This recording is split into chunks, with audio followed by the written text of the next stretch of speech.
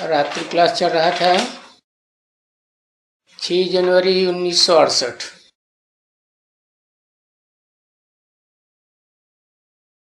और पहले पेज के मध्यांत में एकदम बात चल रही थी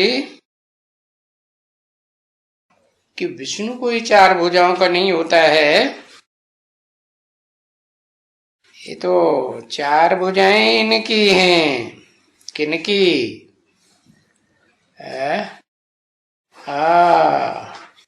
वो संगठित रूप में जो भुजाएं 4 दिखाई हैं ब्रह्मा की हैं। इनको मानना चाहिए ना। किनको है? इनको बहुवचन क्यों बोला? ऐसा को क्यों नहीं बोला है? कोई एक ब्रह्मा थोड़े ही है, कितने ब्रह्मा? ये बोल बोल करने वाले 3 ब्रह्मा 4 ब्रह्मा हैं। तो इनको मानना चाहिए ना। कौन कौन 4 है? एक एक अक्षर लिखो, लंबा चौड़ा नहीं है। ओहो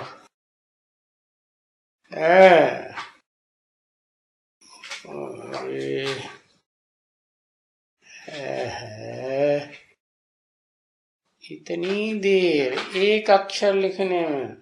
ब्रह्मा, जगदम्बा, लक्ष्मी और दादा लेखराज, जगदम्बा, सरस्वती, लक्ष्मी। ये चारों आत्माएं ब्रह्मा के रूप ही तो हैं। बड़ी अम्मा नहीं है क्या? हाँ, बड़ी अम्मा है, लेकिन बड़ी ते बड़ी परम ब्रह्म नहीं है। तो देखो, इनकी बात नहीं मानेंगे तो फिर मूर्छित पड़ेंगे। क्यों? क्योंकि जो परम ब्रह्म है वो तो ज्यादा भाषा नहीं चलाता है। क्या भाषा चलाता है? नहीं। और कानों की बातें सुनाता है? नहीं है। और देखने में आता है? परम ब्रह्म देखने में भी नहीं आता। फिर वो तो वाइब्रेशन की शक्ति है ना। तो देखो, सूक्ष्म से सूक्ष्म शक्ति है। नहीं तो विष्णु कौन है सूक्ष्म वतन में? और सूक्ष्म वतन को पकड़ बैठते हैं।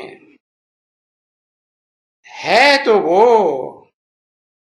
और ये ऐसे नहीं कि विष्णु नहीं है। क्या है? बात एक ही है, ब्रह्मा सो विष्णु। एम ऑब्जेक्ट कोई विष्णु की नहीं है। एम ऑब्जेक्ट क्या है?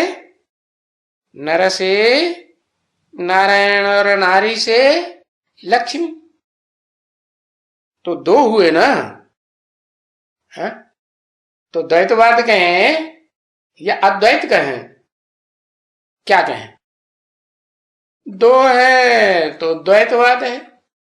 और दोनों के संस्कार स्वभाव मिलकर के एक हो जाए तो विष्णु है। बाकी समझने की बात है, ऐसा 4 भुजाओं को कोई विष्णु होता नहीं है। तो नर से नारायण, नारी से लक्ष्मी बनने की बात है। अब अगर कहें तो नारायणी कहें है। विष्णु वो 4 भुजाएं दे दी हैं किसको? है किसको दे दी हैं 4 भुजाएं? विष्णु को दे दी है। परंतु जो नारायण है, जिसे कहें आदि नारायण है, तो उसकी ये भुजा माने 4 सहयोगी शक्तियां हैं। तो वो ही विष्णु 4 भुजाएं हैं। सो 2 भुजाएं सो फिर इनको क्यों न उठावे सहज सहज।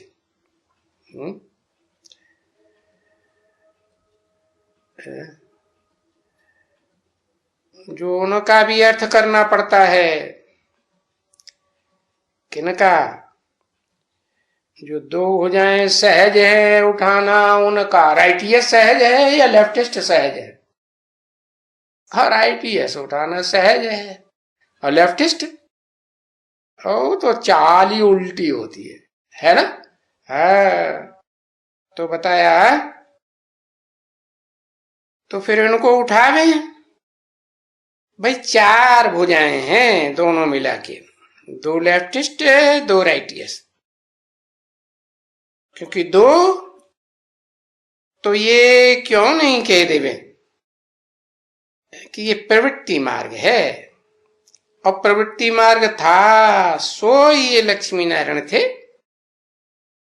बाकी तो कोई विष्णु तो नहीं था है। अब ये सूक्ष्म वतन में बैठ करके विष्णु जी महाराज क्या करेंगे है? तो देखो है ऐसी ऐसी बातें जो सुनाते हैं वो तो अथॉरिटी से सुनाएंगे हैं। हाँ, देह अभिमान में आकर के सुनाएंगे।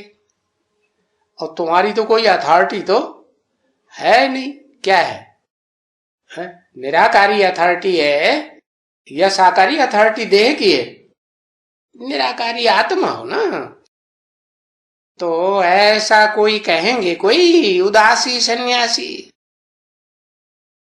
ये शंकर वो कहां से आया? बताओ भाई, पूछा कहां से आया?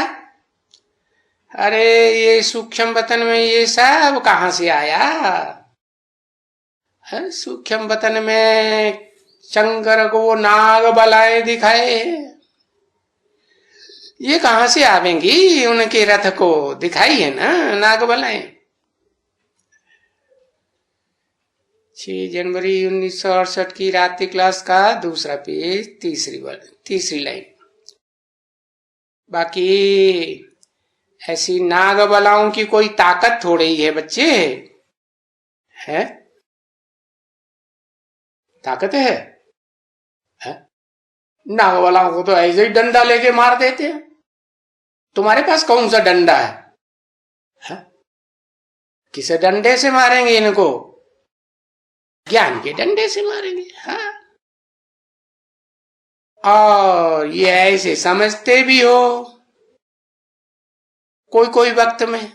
क्या क्या हमारा कोई हिंसा करने का ज्ञान तो है ही नहीं, हमारा तो अहिंसक ज्ञान है, अहिंसक युद्ध है ना? तो ऐसी कोई बिच्छू टंडन जैसी ताकत नहीं है। बाकी बच्चे पुरुषार्थ करें तो पुरुषार्थ से ये बच्चे कहां भी हैं, यहां हैं, विलायत में हैं, घर में हैं। कोई तकलीफ होती है तो ब्राह्मणी से रूठ जाते हैं? ब्राह्मणी से रूठते हैं तो जाकर के घर में बैठ जाते हैं ना? नहीं, हाँ, ब्राह्मणी से नाचा की हुई और घर में बैठ गए। तो वो उतना नहीं समझते हैं। क्या क्या? हाँ, ये भी सहयोगी आत्माएं हैं शिव बाबा की। कौन? ये ब्राह्मणियां। हाँ, उतना समझते नहीं है कि हमको पढ़ाई पढ़नी है शिव बाबा से, इन ब्राह्मणियों से। ये ब्राह्मणियां क्या हो कोई हमको पढ़ाने वाली है? वो थोड़े पढ़ाने वाली। परंतु क्या होता है, बुद्धि का लगाव बस देहधारियों में फंस जाता है। क्यों? शिव बाबा तो निराकारी स्टेज वाला है ना? तो 63 जन्म के संस्कार पड़े हुए हैं, वो व्यक्त हो जाते हैं। तो पक्का समझना चाहिए हमको तो शिव बाबा से पढ़ाई पढ़नी है, इन देहधारियों से पढ़ाई। हाँ, इसीलिए बाबा कहते हैं इन ब्रह्मा कुमारियों के से भी जो मत मिले उसे जज करना है कि ये श्रीमत जो है, जो दे रही है, जो डायरेक्शन बताए रही है, ये शिव बाबा का डायरेक्शन है या इन्होंने अपनी मनमत मिक्स करके बोला है? ये टैली करना है कि नहीं? हाँ, टैली करना। अच्छा, एक ब्राह्मणी नहीं, अरे चलो छोड़ो, एक ना ब्राह्मणी से तुम्हारी नाचाकी हो गई तो और ब्राह्मणी नहीं है क्या? है कि नहीं? और ब्राह्मणी है तो घर में जाके बैठ जाना चाहिए शिव बाबा को छोड़ के, है? अरे शिव बाबा को लिख दें कि ये ब्राह्मणी ऐसे ऐसे करती है, भाई कंप्लेंट कर दो बाबा के। बाकी ऐसे थोड़े ही कि बाबा का ज्ञान छोड़ देंगे, बाबा का घर छोड़ देंगे, नहीं भाई। बाबा कहेंगे इनको दूसरी ब्राह्मणी दियो, है? क्योंकि पढ़ना तो जरूर है ना बच्चे। कैसे पढ़ेंगे? बिना मुख के पढ़ेंगे क्या? और मुख तो शरीर में, देह में ही होता है। देहधारी के द्वारा ही पढ़ेंगे कि निराकार से सीधा पढ़ लेंगे, है? निराकार सीधा पढ़ेंगे? अच्छा, निराकार से पढ़ाई डायरेक्ट नहीं पढ़ी जा सकती है? अरे आत्मा रूपी सुई की सारी कर उतरने पर तुम बच्चे डायरेक्ट बाप से सीखेंगे, ये क्यों बोला?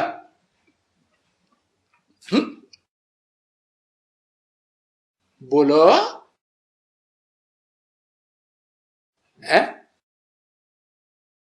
तुम बच्चे डायरेक्ट बाप से सीखेंगे। कब? जब आत्मा रूपी सुई की सारी कट उतर जाएगी तब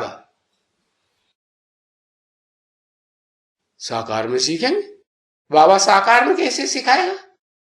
का और हो साकार में कब से सीखना शुरू कर देंगे?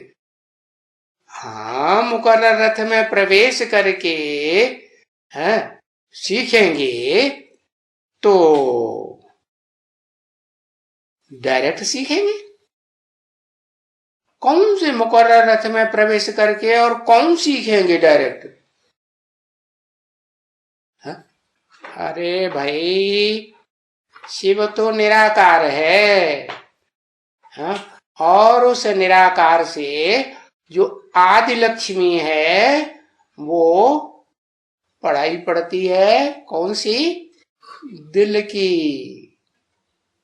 दिल क्या कहता है? दिल में से भावना निकलती है या नहीं निकलती है? भाव की प्रधानता होती है या नहीं होती है? तो भाव प्रधान होने की वजह से बुद्धि क्या करती है? बुद्धि कैच कर लेती है। क्या कैच करती है? साक्षात्कार की बातों को कैच करती है, सच्चा समझती है या झूठा समझती है? सच्चा समझ लेती है। तो वो दिखाते हैं कि नारायणी डायरेक्ट पढ़ती है शिव निराकार से या कोई साकार मनुष्य देहधारी से पढ़ती है? देहधारी में बुद्धि लगती है? नहीं लगती। और नारायण बनने वाली आत्मा कैसे पढ़ती है?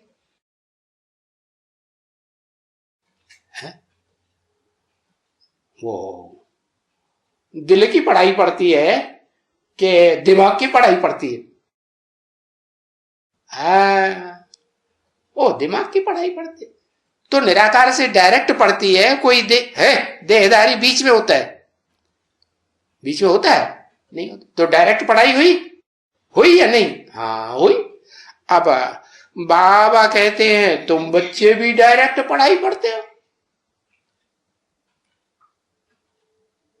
है? तुम बच्चे डायरेक्ट कैसे पढ़ेंगे? तुम बच्चे लक्ष्मी नारायण को भी कहेंगे तुम बच्चे, लेकिन कोई शरीर में प्रवेश करके ही कहेंगे ना। हाँ, कहेंगे। तो बताया तुम बच्चे जो साकार और निराकार का मेल होता है प्रैक्टिकल में, और उसको तुम समझते हो बुद्धि से, है दिल और दिमाग लगा करके समझते हो, तब क्या होता है, तुम डायरेक्ट पढ़ते हो। लेकिन पढ़ते नंबरवार हो क्या? जितना संग का रंग करेंगे उतना रंग लगेगा या नहीं लगेगा? लगेगा। तो बाबा कहते हैं आत्मा अकेली पढ़ाई नहीं पढ़ाई सकती, और शरीर तो जड़ है, वो तो क्या पढ़ाएगा? तो ये पढ़ाई कब होती है? जब आत्मा शरीर में प्रवेश करे। तो लक्ष्मी नारायण की पढ़ाई जो है वो बच्चा बुद्धि की पढ़ाई है या सालिम पढ़ाई कहें? है? बच्चा बुद्धि की पढ़ाई है लक्ष्मी नारायण की। अच्छा, उसे एडवांस पढ़ाई नहीं कहेंगे। सन 76 से जो आदि लक्ष्मी वाली आत्मा और आदि नारायण वाली आत्मा पढ़ाई पढ़ती है, वो बच्चा बुद्धि की पढ़ाई पढ़ती नहीं।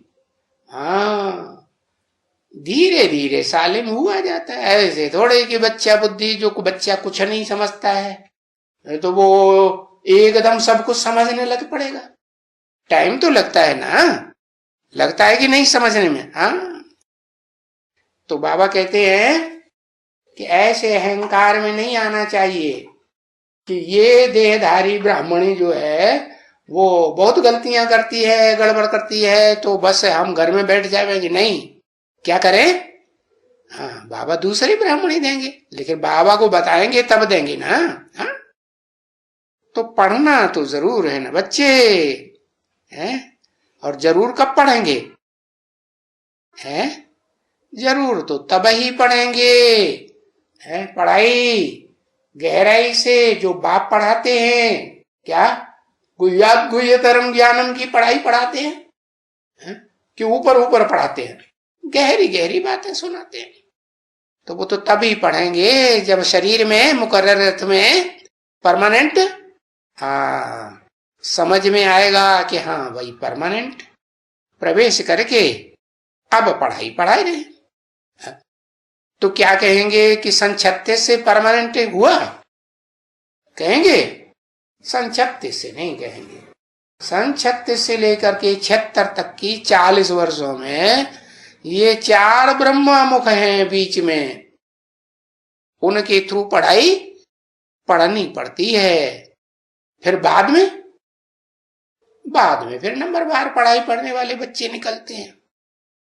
उन 4 जड़ भुजाओं से पढ़ते हैं या फिर कॉम्बिनेशन होता है, भुजाएं भी हैं और भुजाओं के साथ आत्मा जो उन भुजाओं को चलाने वाली है वो भी है।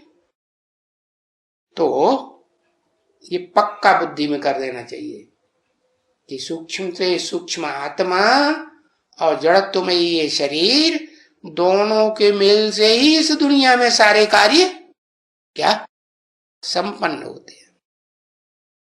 उसमें पढ़ाई है मुख्य, और पढ़ाई छोड़ना ये तो बड़ी भारी मुसीबत है अपने ऊपर लाना। क्या कहा? हा? अब ये है कि कोई पूरी पढ़ाई पढ़ते हैं, जब से ज्ञान में चलते जिंदगी में तब से लेकर अंत तक पूरी पढ़ाई पढ़ते हैं, बीच में छोड़, और कोई बीच में दुनियावी बातों में ज्यादा दुनियावी धंधे दोरी में ज्यादा दिल लगाएंगे और पढ़ाई को छोड़ देंगे, निग्लेक्ट करते रहते। तो ये तो है, फिर सो गया। अरे ये मुसीबत आएगी नहीं, अरे आंखें बंद हो जाएंगी, सो जाएंगे, चलो तो क्या होगा? पढ़ाई पढ़ रहे हैं कि गए काम से? है? हाँ? तो ये पढ़ाई छोड़ना है क्या? ये पढ़ाई छोड़ना नहीं है। आंखें बंद हो गई, सो गए, पढ़ाई पढ़ते पढ़ना बंद नहीं है। हाँ, ये भी पढ़ाई पढ़ना बंद है। तो ये अपने ऊपर मुसीबत लाना है। अरे स्कूल के बच्चे, कोई स्कूल छोड़ दे में है तो उनकी क्या हालत होगी।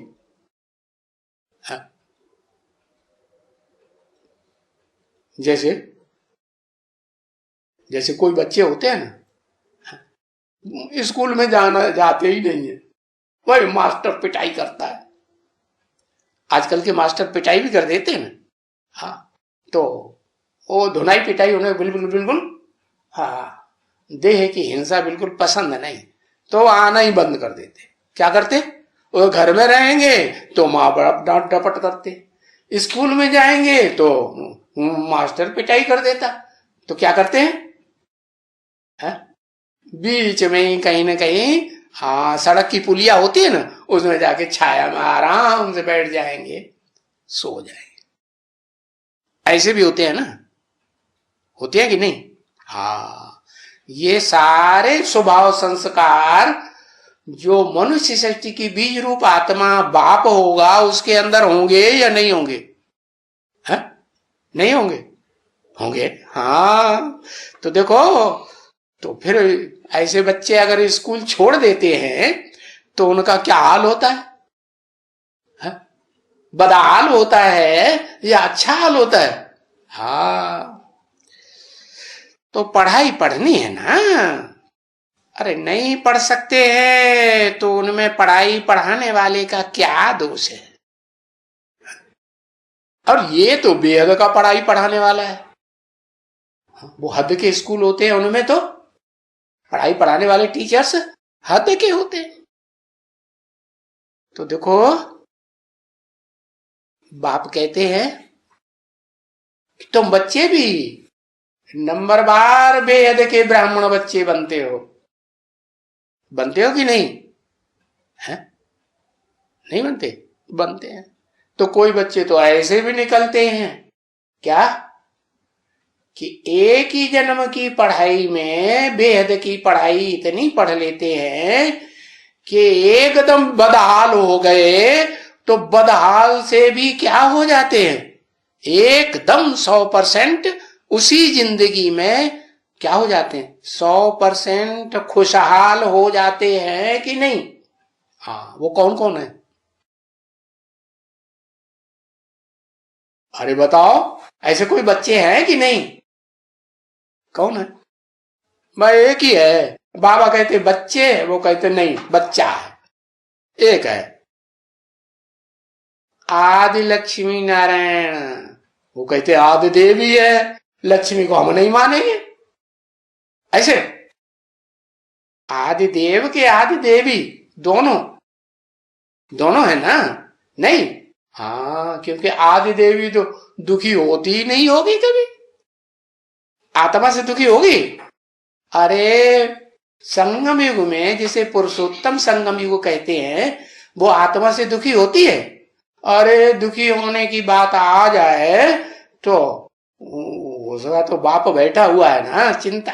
दिल को देखता है कि दिमाग वालों को पसंद करता है? हा? दिल को देखता है। हा? तो दिलवाड़ा बाप गाया हुआ है, तो दिलवाड़ा दिल को राहत देगा कि नहीं देगा? दिल को राहत फौरन साक्षात्कार कराई देता है।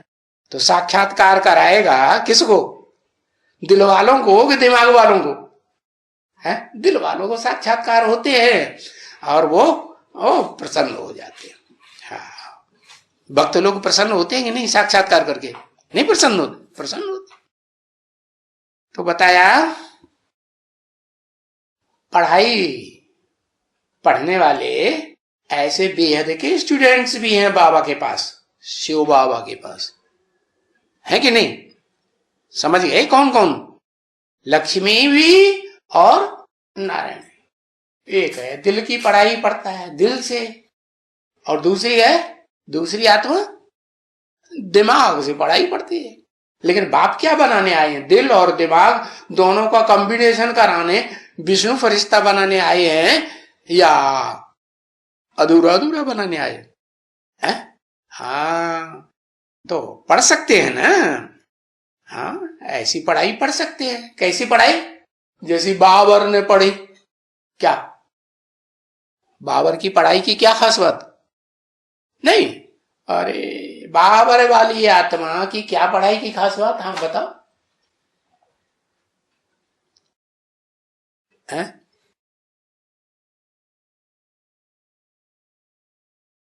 अरे सड़क पर दीपक से बाबर पढ़ता था। अरे वो बाबर की बात नहीं है, वो वो क्रिश्चियनिटी की जो महारानी है ना, उसके वजीर की बात है। क्या? जो वजीर है वो महारानी की भी बुद्धि को घुमाता रहता है। वजीर घुमा देते हैं कि नहीं राजा की बुद्धि को? हाँ। बाबर जो है वो बचपन में, वो जब पहले उसको जो क्या नाम, पहले वो सिपाही था साधारण। हाँ, और साधारण पढ़ाई से पढ़ते पढ़ते, सिपाही की पढ़ाई से पढ़ते पढ़ते क्या पढ़ाई पढ़ ली? हाँ, भारत का सम्राट बन के बैठ गया। उस समय सारी दुनिया का सबसे बड़ा सम्राट वो ही था या कोई और भी था? हाँ, वो सबसे बड़ा सम्राट। तो देखो, ऐसी पढ़ाई पढ़ सकते हैं कि नहीं? क्या? एक ही जन्म में, एक ही जन्म में नीचते नीच और एक ही जन्म में ऊंचते ऊंच मर्तबा पाए ले। अरे पाए सकता है कि नहीं? पाए सकता है। लेकिन लेकिन नहीं पढ़ते हैं। क्यों? क्योंकि आपस में ही एक दूसरे से ईर्ष्या देश में लग जाते। तो नहीं पढ़ते हैं तो पढ़ाने वाले का तो कोई दोष नहीं। स्कूल में 40-50 स्टूडेंट्स हों पढ़ने वाले, और एक जो है अव्वल नंबर क्लास में पास हो जाता है और बाकी सारे फेल हो गए, परीक्षा ली गई तो क्या कहेगा, क्या कहा जाएगा कि टीचर की गलती है, टीचर ने पढ़ाया या नहीं पढ़ाया? टीचर ने तो पूरा पढ़ाया, नहीं पढ़ाया तो वो एक कैसे पास हो गया अव्वल नंबर में? तो बाप कहते हैं टीचर का कोई दोष नहीं। बाकी ऐसे है कि तुम टीचर को सिर्फ निराकार समझ लो, टीचर को सिर्फ साकार समझ लो, ऐसी बात नहीं है। टीचर निराकार भी है और टीचर साकार भी है। उसको कहा जाता है फिर प्रैक्टिकल में ब्रह्मा सो विष्णु। जो ब्रह्मा है 4 मुख वाला, वो क्या है? वो विष्णु भी है। हाँ, तो देखो, कोई भी सेंटर हो, अच्छा कोई समझो भाई ब्राह्मणी से नहीं पढ़ते हैं, चलो दूसरे स्कूल में चले जाओ। है? ऐसा होता है ना। हाँ, अच्छा दूसरा नहीं तो फिर तीसरे स्कूल में चले जाओ। देखो, ये बच्ची थी ना यहाँ, है ये ज्योति बच्ची है। अरे क्या नाम था उसका? अरे अभी नाम बताया फिर भूल गए, उसका नाम कोई और भी था। हाँ, तो किसी ने कहा ज्योति। हाँ, ज्योति बोलती थी ये स्कूल में थोड़ी ये कड़े कड़े देखते हैं, कड़ी नजर से देखते हैं, मैं इस स्कूल में नहीं पढ़ूंगी। कड़ी नजर बने गुस्से से बातें करते हैं, गुस्से से पढ़ाई पढ़ाते हैं, मैं दूसरे स्कूल में चली जाऊंगी, दूसरा स्कूल ज्वाइन करूंगी। हाँ, इसमें क्या है, यानी स्कूल तो ज्वाइन करूं, पढ़ाई तो पढ़ूं, अगर पढ़ना है तो ज्वाइन करना पड़े और नहीं पढ़ना है तो फिर छोड़ देना है। तो ये भी ऐसे ही है। क्या?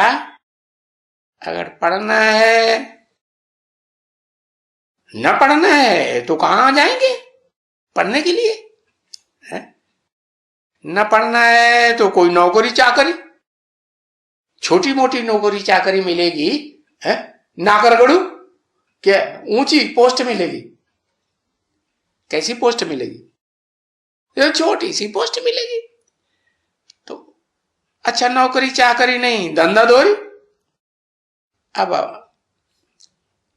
ऐसा कोई धंधा दोरी नौकरी चाकरी थोड़े ही करनी है, पढ़ना पढ़ाना ही ठीक है बिल्कुल है।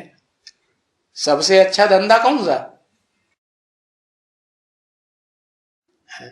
खेती करना, जानवरों को पालना है, और ये क्या नाम है, ये कोई भी काम करना हाथ पांव का या दिमाग का, तो वो ज्यादा अच्छा कौन सा?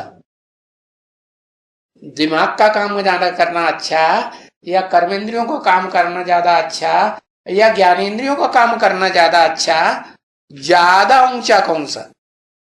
हाँ, मन बुद्धि का जो काम है ना वो सबसे ऊंचा माना जाता है। एक होता है इंजीनियर और एक होता है मकान बनाने वाला कारीगर, मिस्त्री होता है ना, और उसके नीचे होते हैं मजदूर। तीन तरह के हो गए ना। और बढ़िया कौन सा है? ज्यादा पेमेंट किसको मिलता है? किसको मिलता है? इंजीनियर को ज्यादा पेमेंट मिलता है। क्यों? वो दिमाग ज्यादा चलाता है कि हाथ पांव ज्यादा चलाता है? कि हाथ पांव और दिमाग दोनों ज्यादा चलाता है? हाँ, जो इंजीनियर है वो दिमाग का काम करता है ना। तो ऊंची चीज हुई ना, दिल और दिमाग। दिल नीचे है या ऊपर है, और दिमाग दिमाग ऊपर है। लेकिन दिल और दिमाग दोनों मिलकर के काम करेंगे तो बाबा कहते ऊंच ते ऊंच पद बनता है विष्णु फरिश्ता। हाँ, तो बच्चों को पढ़ाई पढ़नी जरूर है ऊंच पद पाने के लिए। ऊंच ते ऊंच पद पाना है तो पढ़ाई पढ़नी है। बाकी तो मौत तो सबके सामने खड़ी हुई है। अरे जब सबके सामने मौत खड़ी हुई है तो फिर सब मरेंगे तो हम भी मर जाएंगे। ठीक है कि नहीं?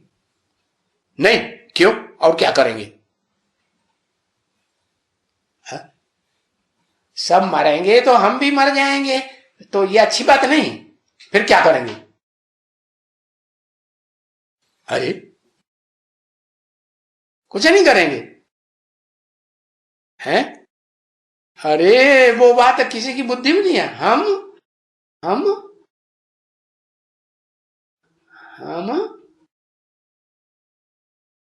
हम जीते जी क्या करेंगे? जीतेंगे जीते जी खाएंगे पिएंगे मस्ती मारेंगे। क्या करेंगे? क्या करेंगे जीते जी? है प्रकृति का परिवर्तन कर देंगे। क्या परिवर्तन कर देंगे? ये तो प्रकृति का परिवर्तन कर देंगे। हाँ? रावण ने तो वो जो परवाली थी ना पक्षी, उसके पर ही काट दिए तो नीचे गिर गया है। हम क्या करेंगे? है? बाप कहते हैं तुम बच्चे ज्ञान योग के पंख धारण करेंगे, और ज्ञान योग के पंख जब धारण कर लेंगे तो क्या होगा रिजल्ट है? ऊंची उड़ान उड़ेंगे या नीचे जाएंगे है? वो तो शास्त्रों में कवियों ने अपनी कविता लिखी है। पक्षियों में सबसे ऊंचा पक्षी कौन सा होता है जो बहुत ऊंचा उड़ता है? मालूम है? और उसकी दृष्टि बहुत तीखी, बहुत दूर तक जाती है। ईगल, गरुड़। गरुड़ तो कोई पक्षी नहीं होता, वो तो शास्त्रकारों ने ऐसे ही नाम रख दिया गरुड़। मोर तो फिर भी होता है। वही जिसके रावण ने पर काट दिए थे। क्या? हाँ, उसकी दृष्टि बड़ी तीखी है। जीद ही दृष्टि अपार, कितना भी ऊंची उड़ान उड़ जाता है तो भी पृथ्वी की ओर देखता रहता है। हाँ, तो देखो, ऐसे ज्ञान योग के पंख पावरफुल धारण करेंगे तो क्या होगा? बेहद का मरना सीख जाएंगे। क्या है बेहद का मरना? है? अरे फिर जीते जी मरना लिख दिया। वो जीते जी मरने का मतलब क्या है? हैं? मौत तो सामने खड़ा हुआ है, मरेंगे तो सब, लेकिन कोई बेहद की मौत मरेंगे, कोई हद की मौत मरेंगे। हद की मौत माने देह से मर जाएंगे, देह खत्म हो जाएगी कि देह रह जाएगी। देह ही खत्म हो जाए माने मौत हो गई। हाँ, लेकिन देह भी खत्म ना हो, हाँ, और मौत भी ना हो। लेकिन हाँ, देह भूल जाए, देह की स्मृति मन बुद्धि रूपी आत्मा को आए ही नहीं, तो उसको क्या कहेंगे? देह से मर गए या जिंदा रहे? हाँ, देह से मरना हो गया। तो मौत तो सबको मिलनी है, चाहे असमरो या बसमरो। हाँ, ये हो सकता है कि बेहद की मौत कोई मरेंगे और कोई हद की। ज्यादा संख्या किसकी होगी? हद की मौत मरने वालों की कि बेहद की मौत मरने वालों की? हद की मौत मरने वालों की बहुत संख्या होगी। क्यों? क्यों? उन्होंने मन बुद्धि का काम किया, मन बुद्धि का काम नहीं किया। दिल दिमाग का काम करना चाहिए दोनों का मिलकर के, वो भी नहीं किया। तो क्या करना चाहिए? है? दिल की भावना भी होनी चाहिए और फिर दिमाग भी। हाँ, ज्ञान जो लिया जाता है वो दिमाग से लिया जाता है या दिल से लिया जाता है? दिमाग से लिया तो जाता है, लेकिन सिर्फ दिमाग से जो ज्ञान लिया गया और दिल की भावना कुछ है नहीं, तो फिर वो बेकार हो जाएगा या कार की चीज रहेगी? नहीं, बेकार। तो देखो, मौत तो सबको आनी है। अभी बच्चों को तो समझाया गया है, बहुत अच्छी तरह से समझाया गया है कि ये दुनिया एक नाटक है, बेहद का नाटक है। लेकिन ये बात जो नौजवान लोग हैं ना, चाहे कन्याएं हो चाहे पुरुष रूप में हो, यूथ जिन्हें कहा जाता है ना, उनको बहुत समझना है। कन्याएं हो या कुमार हो, यूथ हो, है ऐसे नौजवान, उनकी समझ में ज्यादा आएगा या बूढ़ों को ज्यादा समझ में या बच्चों को ज्यादा समझ में आएगा? हाँ, उनको जास्ती समझना है बहुत। हाँ, और वो निश्चय भी करते हैं। क्या क्या निश्चय करते हैं? कि हम कल्प कल्प पढ़ते हैं। क्या? हर कल्प में हमने ऐसी पढ़ाई जो है वो नौजवान स्टेज में ही पढ़ी, चाहे कन्या हो और चाहे कुमार हो। वो कौन कुमार है, वो कौन कुमारी है? जिन्होंने नौजवान स्टेज में ही पढ़ाई पढ़ी है और पूरी पढ़ाई पढ़ी है। आदि लक्ष्मी आदि नारायण। क्या? जब बाप ने ब्रह्मा तन से ज्ञान सुनाया, सुनाया कि नहीं? हाँ, और ज्ञान की गहराई सुनाई, गुह्य ज्ञान सुनाया ना। हाँ, गुह्यात गुह्यतरम ज्ञान, गीता ज्ञान सुनाया। तो नौजवान थे दोनों, लक्ष्मी और नारायण, या बुढ़े थे? बच्चा थे? न बच्चा थे न बुढ़े थे। तो इसलिए बताया कि यूथ को तो ये बहुत समझना है, गुह्य ज्ञान, एडवांस ज्ञान है। और निश्चय भी वही करते हैं। क्या निश्चय में परसेंटेज होती है?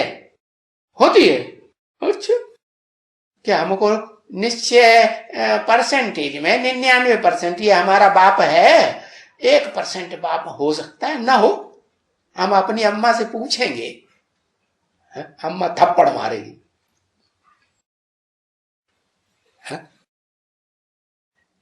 निश्चय जो है वो अपने आप अपनी बुद्धि से नौजवान कर सकेंगे या बुढ़े बुढ़िया करेंगे? दादी अम्मा, दीदी अम्मा करेंगे? नहीं करेंगे।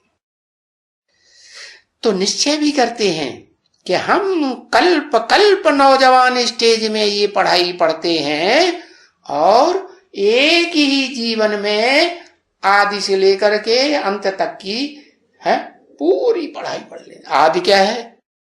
इस बेहद की पढ़ाई का आदि क्या है और अंत क्या है?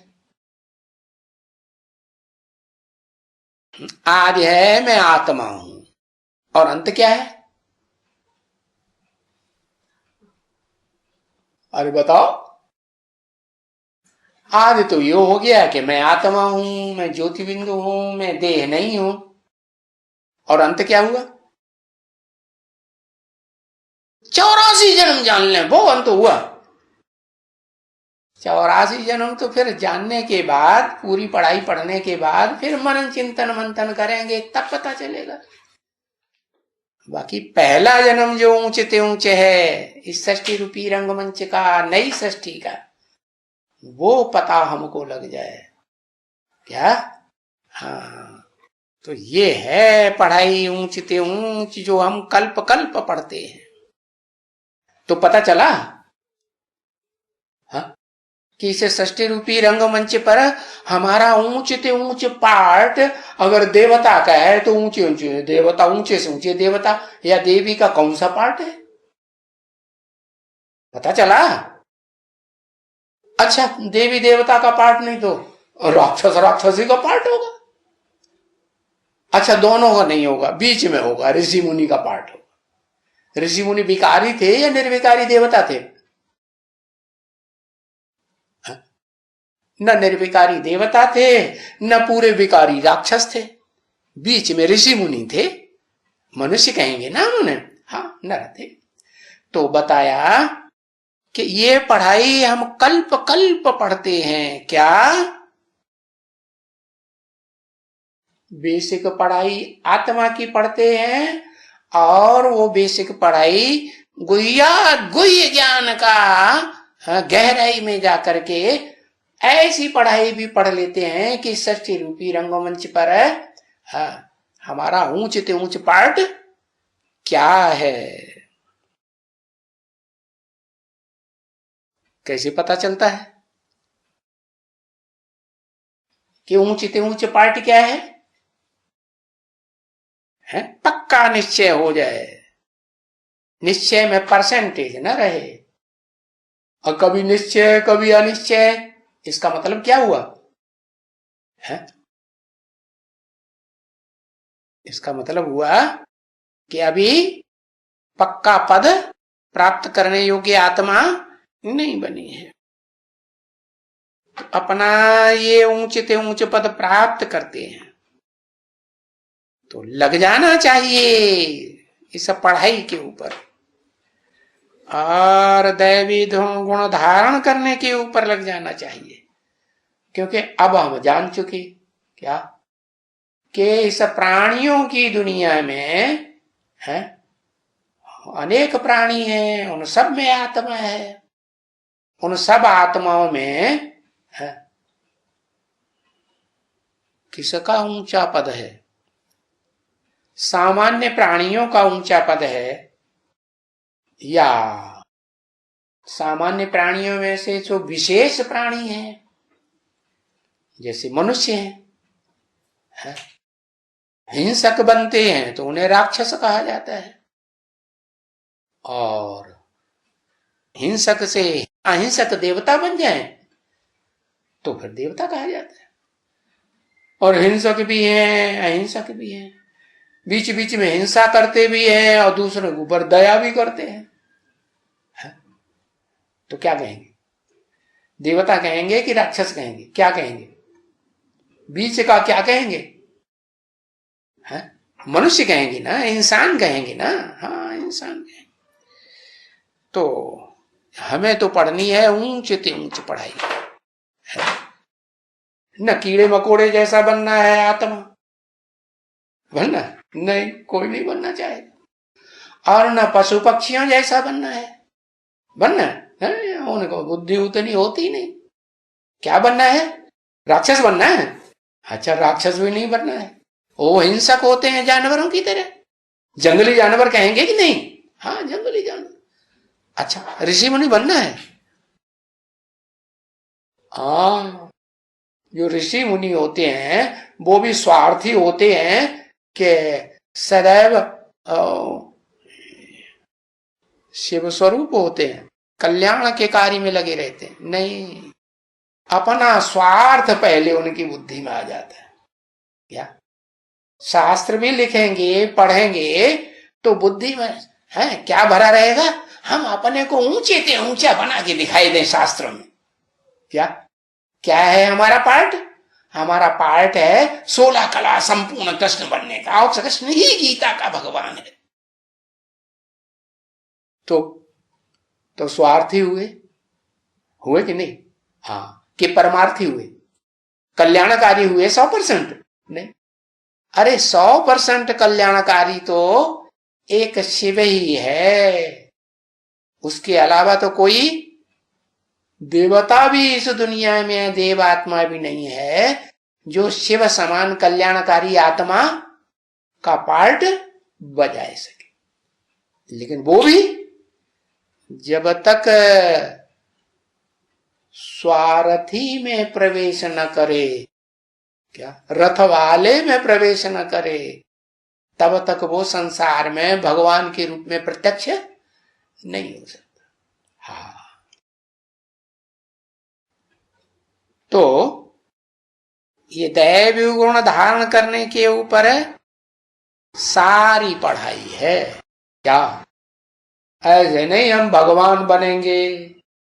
भगवान में तो न दैवी गुण न आसुरी गुण होते हैं नहीं, वो तो गुणों से परे, निर्गुण या सगुण। भगवान को क्या कहेंगे? है? भगवान को कहेंगे निर्गुण, निराकार, निरहंकार है। नहीं ना, नहीं, वो तो सदा निर्गुण, निराकार, निरहंकार है। देह का अहंकार कभी है ही नहीं। तो देखो, ऐसा तो नहीं बनना है, निर्गुण निराकार बनना है, सदा काल परम धाम में पड़े रहना है, थोड़े समय के लिए सृष्टि पर आना है? नहीं, हमको तो इस सृष्टि पर आकर के लंबे समय तक सुख भोगना है या अल्पकाल का सुख भोगना है? लंबे समय का सुख भोगना है, अल्पकाल का दुख भी मिल जाएगा। एक जन्म में भी, एक जन्म में भी पुरुषोत्तम संगम युग का जन्म है, एक्स्ट्रा ऑर्डिनरी जन्म है ना, तो उसमें दुख भी है तो सुख भी, क्योंकि संगम है ना, दुख का सुख का संगम हो गया, मेल हो गया। तो थोड़ा समय दुख भी है तो सुख भी है। ये सृष्टि ही सुख दुख का खेल है। कौन सी सृष्टि? ये जो है नीचे की सृष्टि है ना, कि ऊपर की, ऊपर तो सृष्टि है ही नहीं, वहां कुछ रचना सृजन कुछ होता ही नहीं। मधु बिंदु बिंदु आत्मा है, सदैव बिंदु रूप में पड़ी रहती हैं, आत्मरूप में आत्मा के रूप में रहती हैं, सोल वर्ल्ड में, कि वहां कुछ सृजन होता है, कुछ बनता बिगड़ता है? वहां न कुछ बनता है न बिगड़ता है। तो देखो क्या बनना है, भगवान बनना है कि देवता बनना है? कि सदा काल का मनुष्य बनना है? या राक्षस बनना है, या पशु पक्षी बनना है, या कीड़ा मकोड़ा बनना है? क्या लक्ष्य लिया है? सन्यासी लोग क्या कहेंगे? सन्यासी लोग ने 63 जन्म तो होते ही नहीं, वो तो बाद में पक्के सन्यासी आते हैं, जैसे शंकराचार्य आए। ऐसे तो सन्यास धर्म बुद्ध धर्म से ही शुरू हो, बौद्धी धर्म से ही शुरू हो जाता है क्या? लेकिन उनको पक्का नहीं सन्यासी कहेंगे। हाँ, क्योंकि सन्यासी जो होते हैं संपूर्ण न्यासी, वो तो क्या होते हैं? उनको कहते हैं जैसे भीष्म पितामह। कैसे? जन्म से ही सन्यासी या बाद में सन्यासी बने हैं? गृहस्थी का सुख भोगने के बाद नहीं। तो बताया कि तुम बच्चों को सन्यासी बनना है, सन्यासी नहीं बनना है। क्योंकि हमारा बाप सन्यासी नहीं बनता है, तो हम क्यों सन्यासी बने? हम आत्माओं का बाप सन्यासी बनता है? नहीं। वो भी प्रवृत्ति में आता है या नहीं आता है? हाँ, और हमको लक्ष्य भी देता है कि बच्चे ऊंच ते ऊंच जो पद है वो किसका है? जो सदा काल का है, प्रवृत्ति मार्ग में रहने वाला है, उसका है, या जो अल्पकाल का प्रवृत्ति में रहता है उसका है? किसका है? हाँ, सदा काल का जिसकी प्रवृत्ति है उसका है ऊंच ते ऊंच पद। सदा काल माने 84 जन्म भी, उसमें नारायण भी आ जाता है, और लक्ष्मी, लक्ष्मी तो है ही है नहीं? कभी सन्यासी नहीं बनती? हाँ, सन्यासी भी बनती है। तो सदा काल कहें? सदा काल तो नहीं कहें। तो देखो, ये दैवी गुण धारण करके तुम देवता बनने का लक्ष्य लिया है, ऊंच ते ऊंच। हाँ, और बच्चे कहते हैं कि सतयुग त्रेता में शेर बकरी इकट्ठे जल पीते थे। शेर माने इस संसार रूपी जंगल का सबसे पावरफुल प्राणी। क्या? शेर खड़ा कर दो एक तरफ और दूसरी तरफ मनुष्य खड़ा कर दो, मनुष्य को ऊंचते ऊंच समझते हैं ना इस दुनिया में, ये प्राणियों में मनुष्य सबसे ऊंचा है। अच्छा, छोड़ दो एक अकेला, तो फिर क्या हाल होगा?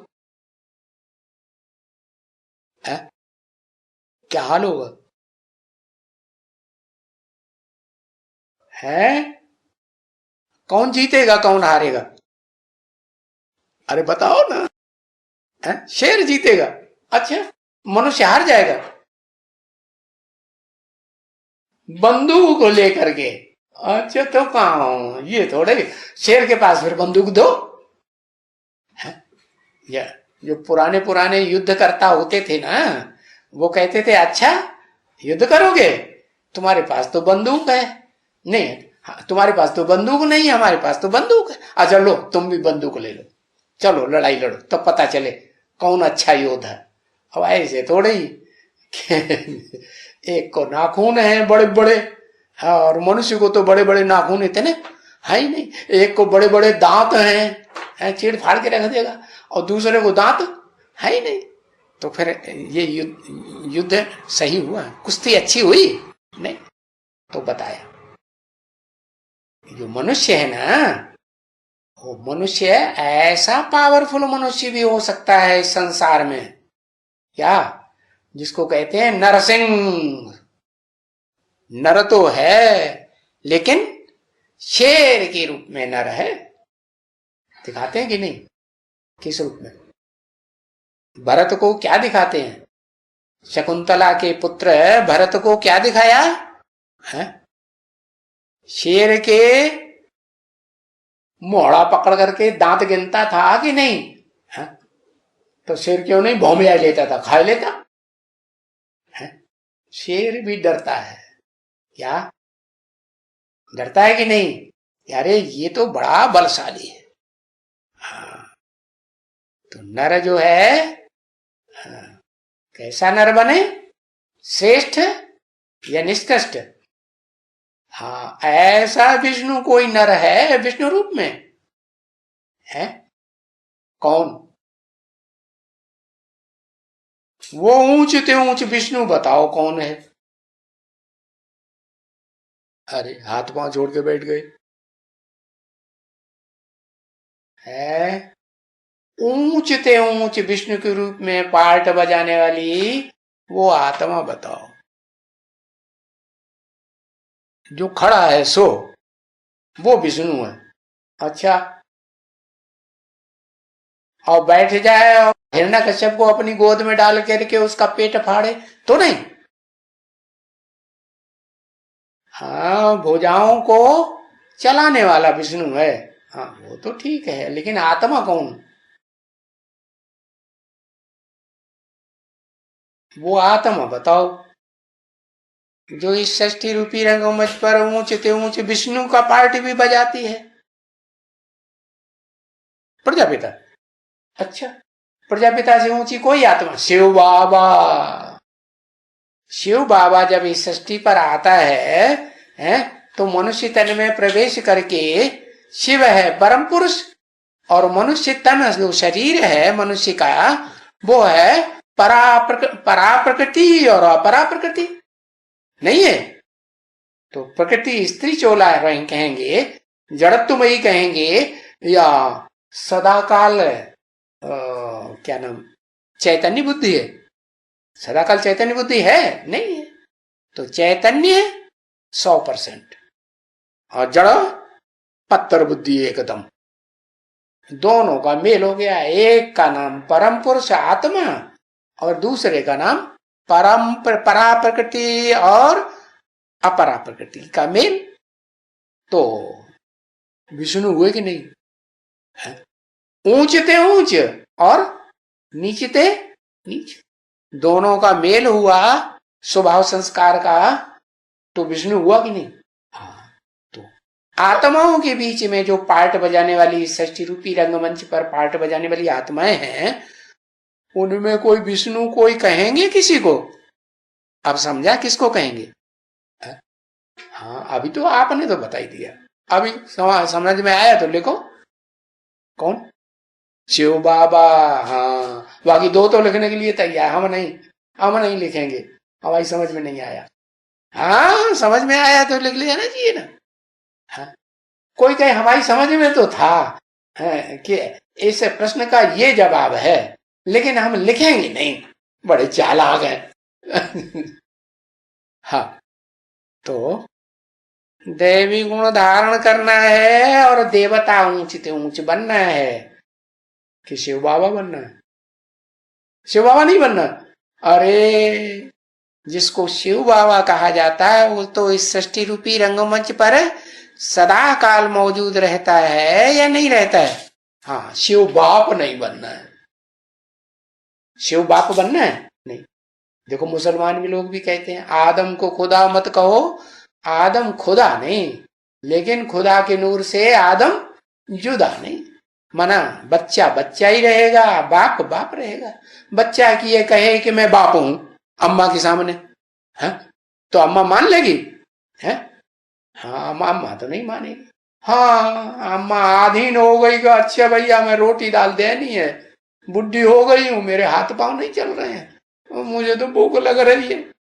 तो कह देगी हाँ तू बाप है, चाहे जो कुछ कर मेरे साथ। मान लेगी कि नहीं?